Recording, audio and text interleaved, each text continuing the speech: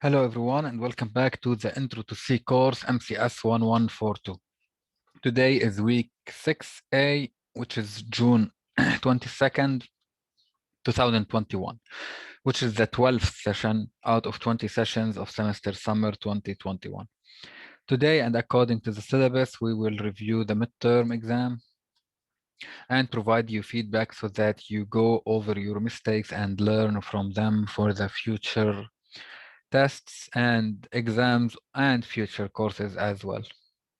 So with that being said, I have the midterm exam open here, so I'm gonna go over them one by one. So first we have the true and false section. It was 10 questions and 0.5 per question. So anytime you see that you were graded the wrong grade, for example, you deserve grade and I didn't give you that grade, so shoot me an email so we can fix it. First question was function prototypes have a body within curly braces, and this was false because prototypes do not have curly braces and they don't have a body. Function prototypes, they only have the header of the function and then a semicolon at the end.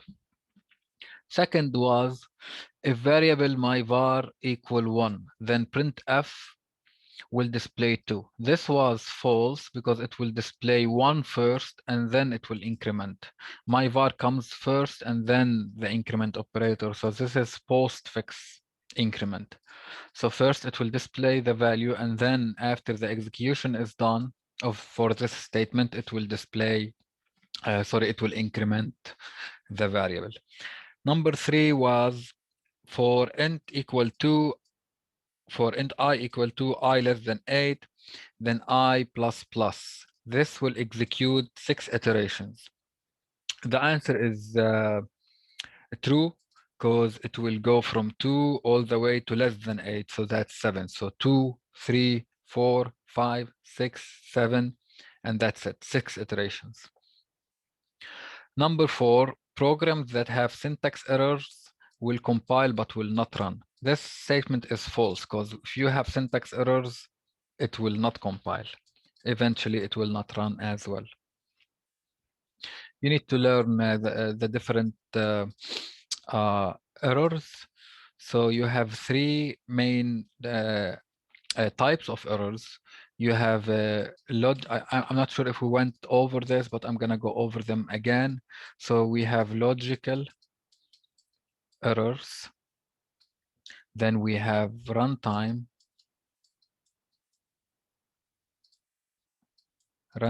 errors. And we have syntax errors. Syntax errors are the ones that you mainly see, which Visual Studio helps you in identifying those errors, because basically the compiler will not compile, the program will not run, and Visual Studio will underline it in red for you. Syntax errors means the code you wrote doesn't meet or satisfy the grammar of the language. Whatever language you are writing with, each language has its own rules and grammar. So syntax error means you didn't fulfill those rules, you didn't meet those rules, and those are easiest to solve. Why it's easiest to solve? Because the program will not compile and Visual Studio will point it to you. It will pinpoint it and tells you exactly where the error is. It will tell you file X line N. So these are the easiest to solve. Runtime errors are errors that happen during the runtime while the program is running. So the program will compile, the program will run, and then somewhere during that execution, you click a button or you enter a wrong value, and then the program will crash. You see how you probably witnessed it before, you've seen it before, where you're playing a game or running a program and then it will crash, and it will pop that window that says send report or don't send. So that was a runtime error. Something happened during the runtime, during the execution. For example, dividing by 0. If you build a program and you ask the user for two values, numerator and denominator, and then the user enters 0 for the denominator, and then you divide the first value by the second value, this will cause a runtime error. So anytime you have a division, you need to check first if the denominator is 0, then do not execute this operator because this will crash the system. And in C++, unlike, for example, JavaScript, in C++, when one error occurs, the entire program crashes.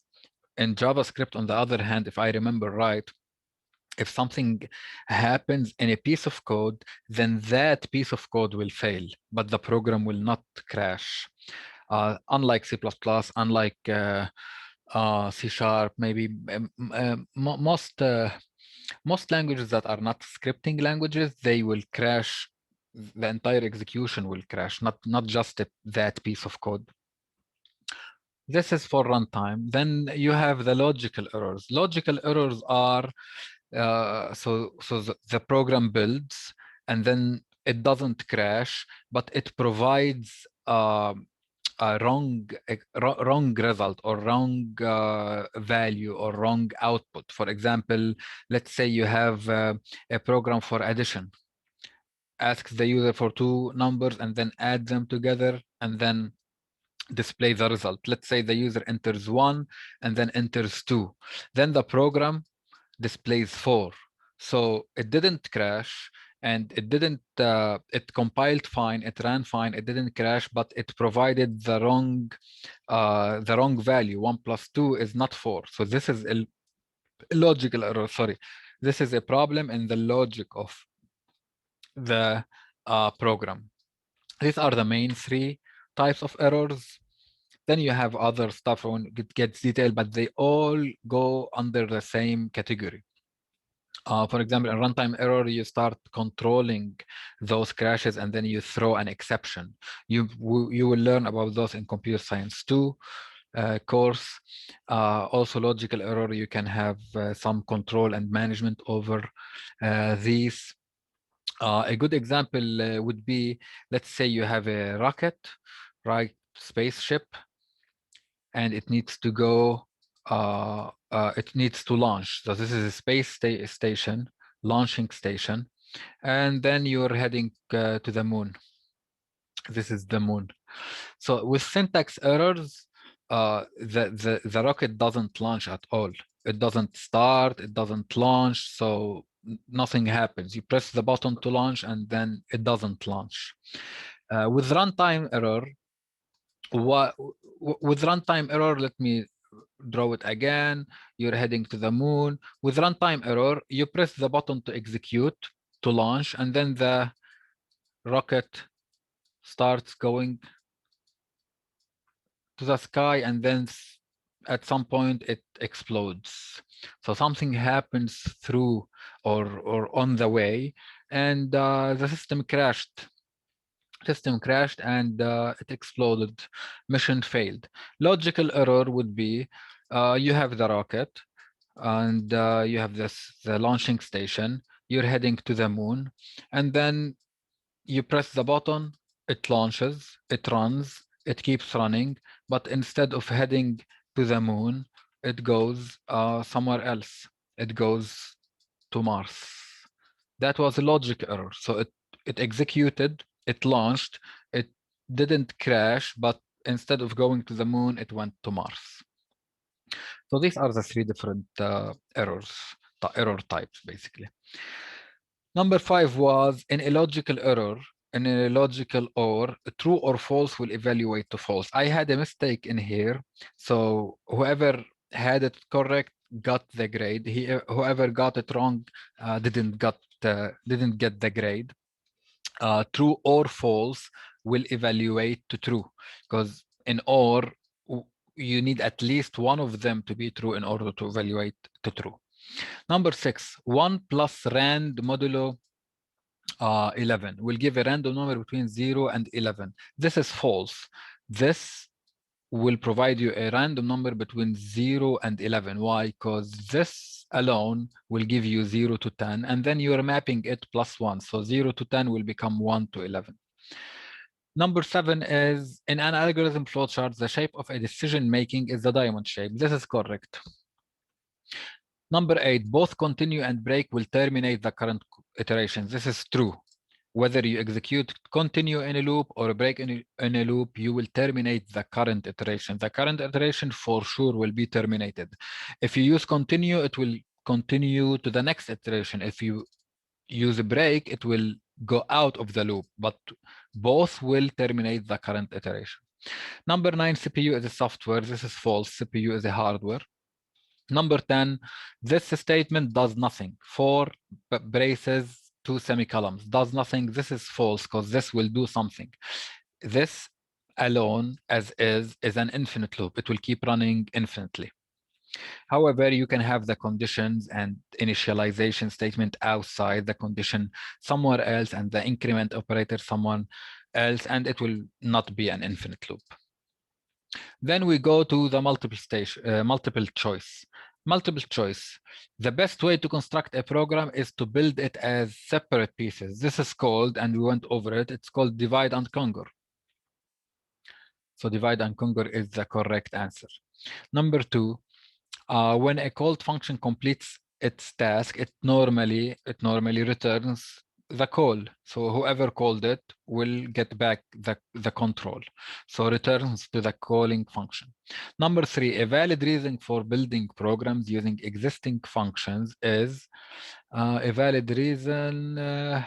It was all the above.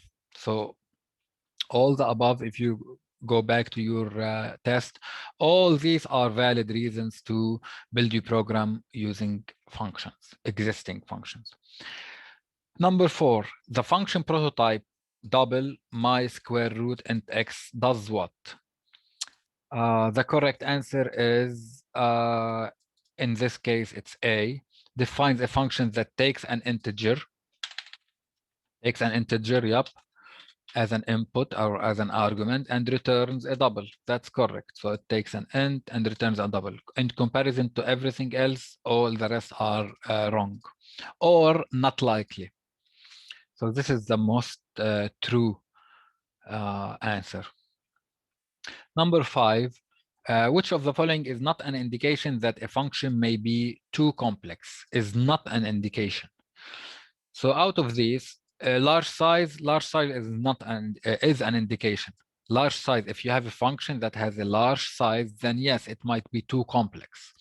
It has large parameter list as well. If a function has large parameter list, a lot of inputs into that function, then it might be a complex function.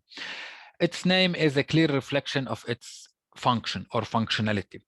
This is not an indication of its complexity. Let's say you have a function like the previous case. You have a function that is called my square root, but it doesn't calculate the square root. It calculates the running total, for example. So if the function name doesn't reflect its actual functionality, then it might be complex. It might be confusing. Where are we? Okay, so this is not an indication. It performs multiple tasks. If a function performs multiple tasks, so a worker is responsible for more than one job, then it might be complex. Number 6, which keyword is used to skip the rest of the scope and proceed to the next iteration? Continue. Continue will terminate the current execution, the current iteration, and will go to the next iteration. Continue. Number 7, which statement is false? Counting loops should be controlled with an integer. This is good. This is correct.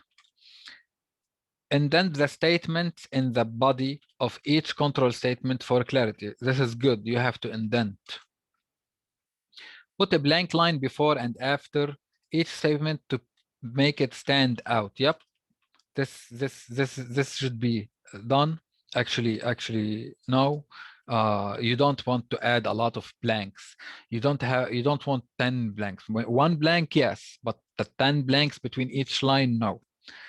The more deeply nested a program is, the easier it is to understand. This is the right answer. So which statement is false? This is false, because the deeper it is, the deeply nested it is, it's harder to understand. Then we go to number 8. Number 8 is switch statement should be used as a single selection statement. This doesn't make any sense. What is a single selection statement? As a double selection statement, this is as well double selection statement. When one variable may assume different values, this is the right answer. When one variable may assume different values, then you use a switch statement because it's easier to read. If a variable may assume 10 different values, instead of having 10 if else, if else, if else chained or nested, you better use a switch to replace all if and else statements. No, not necessary. Not necessary. You might have 2 if and else or 3 if and else statement. You don't need to use a switch statement. That's not its main purpose. Number 9. What's wrong with the following group? What's wrong with the following group is the while. The while needs to be lowercase. So the right answer is this. Number 10. How many times will the following program print hello? So it starts from 1 and it's less than or equal 10. So it's from 1 to 10. So 1 to 10 is 10. 1, 2, 3, 4, 5, 6, 7, 8, 9, 10. So the right answer is 10. Then we go to the knowledge section. Find 5 mistakes and explain each mistake. So starting from top to bottom, main should be lowercase, int count, comma, grade, comma, total, semicolon, average. So this needs to be a comma, just so these become chained, or it's fine to keep a semicolon, end of statement, and then another int, average, semicolon. Total equal 1, comma, total count equal 1. This needs to be a semicolon. You can't have these as their own. If it's a declaration, then yes. If you say int total equals 0, then yes, comma, count equal 1, semicolon, this would work. But without a declaration, it doesn't work. And since we already declared them, you can't declare them again. So this needs to be a semicolon. While count less than 10, while needs to be smaller case. Printf integrate, this is good. Scanf, this needs an ampersand. Ampersand is this ampersand. Well, it is more like this, and then it has thingy here. It's called ampersand, which is shift 7. Total plus grade equal total. This should be swapped. Why? Because equal assignment is from right to left. So it should be total equal total plus grade. Then count plus space plus. You need to remove the space from here. So it should be count. It's fine to have a space here. Count space plus plus without space between the operators. Then we have average equal total over 10. This is a logical error. Remember errors, this is not a syntax error, not a runtime error, because we are not dividing by 0, but it's a logical error. Why it's a logical error? Because if you go over the loop, how many times this loop is iterating? It starts from 1 and until less than 10. So from 1 to 9. 1 to 9 is 9 times. So we are getting 9 numbers, but then we are dividing count. Count should be 9, not 10, because we got the average. The average is the sum of the numbers over the count of the numbers. In this case, the sum is correct, but the count is not correct. This should be 9. Then we have a print class average is this. So this has 2 syntax errors. Print should be printf, and average capital letter, because the language is case sensitive. A capital is different than a small letter. So average is not declared. Variable average, we don't have variable average. We have variable average with a small case, with a small letter A. Then return 0, this needs a semicolon. Number 2, what's the output of this pseudocode if the user enters the number 5? So if you have this program and then the user enters 5 when you prompt the user to enter a number, what's the output? The output is, let's see, so I start from 1 And then while count is less than rounds, the user enters them. So from 1 until less than 5 means from 1 to 4. On each iteration means 4 times. But on each iteration, first we're going to increment count, then we're going to print it, and then we're going to print a new line. So I start from count plus 1. When I enter the loop, the first iteration, this will be incremented. So 1 will become 2. Then I'm going to print it. So the first output is 2. The first output is 2. Then I go to the next iteration. Now count is still less than 5. So again, increment, print a new line. So since this will execute 4 times, then the output is 2, new line, 3, new line, 4, new line, 5, new line, and that's it. This is the output. If you have this as your answer, you get full grade. Then we go to the programming. So write a function print that takes 3 integers and display their average.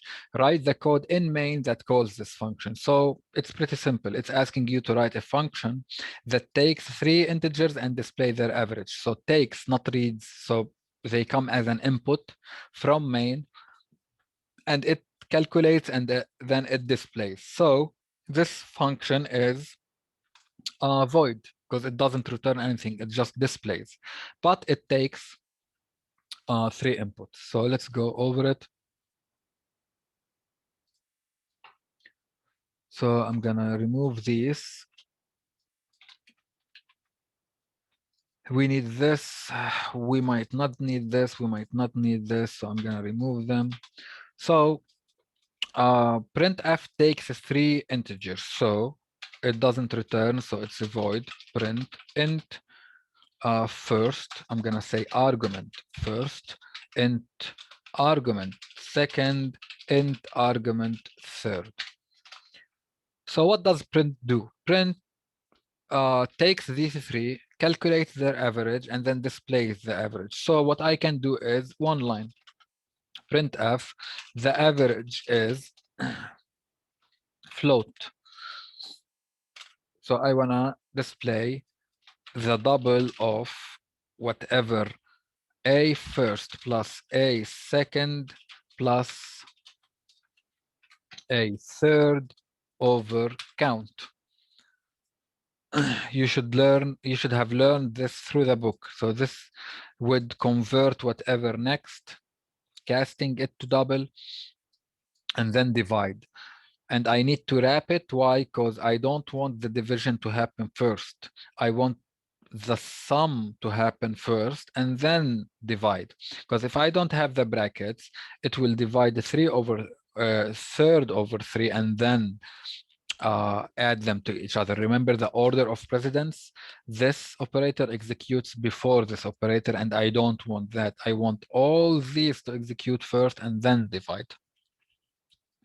Then in main, I'm gonna populate this method and call it eventually. So I have a local first. It's not an argument. This is a local first, local second, local third.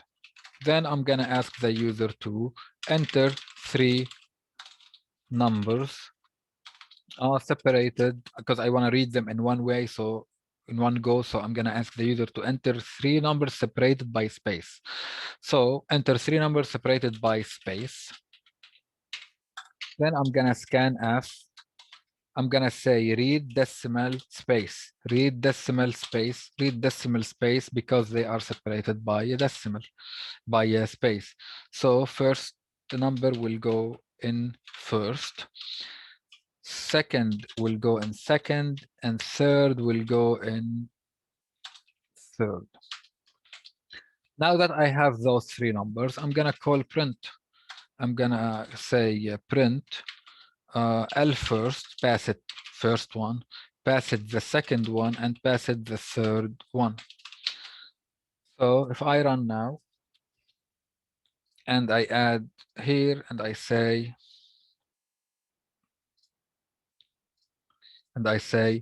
2 plus 3 plus 4 is 9 over, well, I want some decimal, so let me put 5, because I don't want an even number.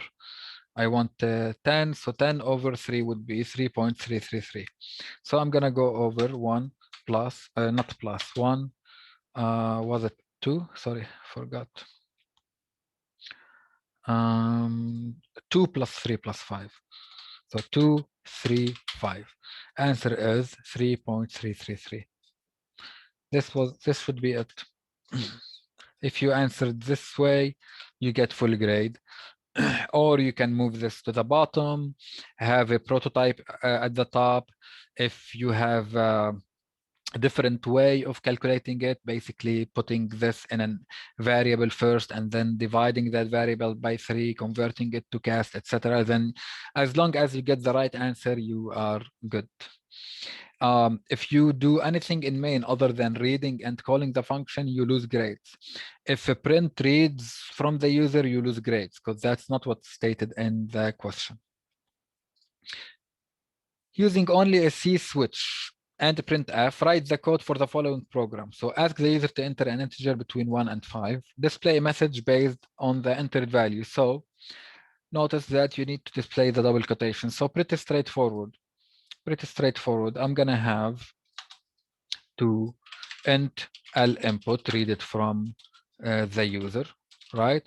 I'm going to ask the user, hey, could you please enter a value between 1 and 5. Now I need to make sure that the user entered between 1 and 5 because that's what the question is. If the user enters less than 1, then I need to ask again. Between 1 and 5. Display message based on the enter value, Well, maybe I should have been more clear. Anything else is X, so without a loop.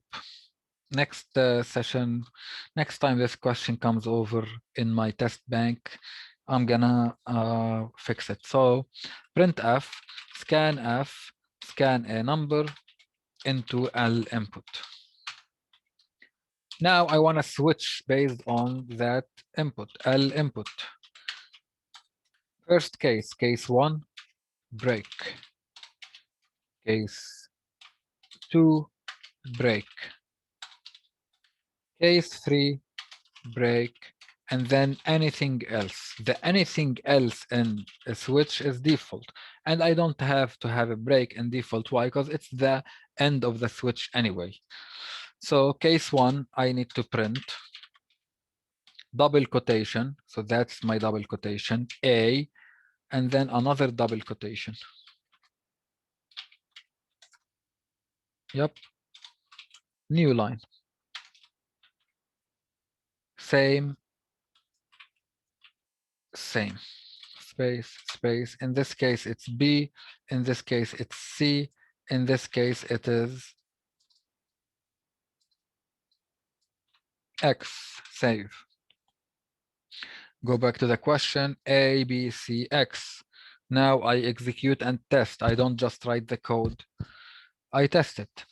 Uninitialized variable is used. Yeah, sure. Well, it's a syntax error. That's why it's telling me. It's thought that I'm passing this value because I didn't put it to read instead. Read into this address.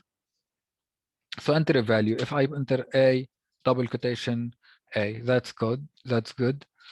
Then if I do the second one, which is 2, B, good. Then next, 3, C, good. And then anything else. So I'm going to try 5, good. I'm going to try 8, good. I'm going to try 0, good. I'm going to try -1. Yep. So this should be it. Next question. This is the bonus question. If you get it right, you get 2 points. It's pretty straightforward based on a flowchart. If you know flowcharts, if you studied them, then it's pretty straightforward. You have the start of the program, then you have the processing. This is the shape for processing. Then you have the parallelogram, which is the shape for input and output. So declare variables, read variables means read from the user, prompt the user to enter and read, etc. Then you're gonna make a decision. What is the condition? If A is greater than B, if false, if B is greater than C, do something. If true, if A is greater than C. So what basically this is doing is picking the maximum. If A is greater than B, true, means A is bigger than B, then I'm checking against C. If also A is greater than C, then I'm printing A. So A in this case is the maximum. If A, which is greater than B, is less than C, then I'm printing B. Oh, well, okay, I see. It's not picking the maximum. Because in this case, it would, if it prints C, then it's printing the maximum. If these were two were swapped. With that being said, this would be it. It's pretty straightforward. It's a bunch of if else. So it's an if, and inside that if you have an if else. Inside the else portion, you have another if else. And you print A, B, C. So print the value of A, because A is a variable in this case. I'm not asking you to print the character A. And that was it. So please go over it again. Make sure you received what you deserved. If I did any mistakes in grading, stop me. And see you next session. Good luck.